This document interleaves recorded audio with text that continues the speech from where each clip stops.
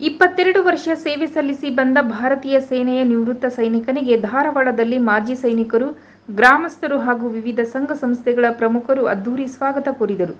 ಕಲ್ಲಪ್ಪ ಮಾರುತಿ ಕುಂದರಗಿರವರು 22 ವರ್ಷ ಸೇವೆ ಸಲ್ಲಿಸಿ ನಿವೃತ್ತಿ ಹೊಂದಿ ಸ್ವಗ್ರಾಮಕ್ಕೆ ಆಗಮಿಸಿದ್ದು, ವಿವಿಧ ವಾದ್ಯ ಮೇಳ, ನೂರಾರು ಮಹಿಳೆಯರು ಆರತಿ ಹಿಡಿದು ಸ್ವಾಗತ ಕೋರಿ ಬರಮಾಡಿಕೊಂಡರು.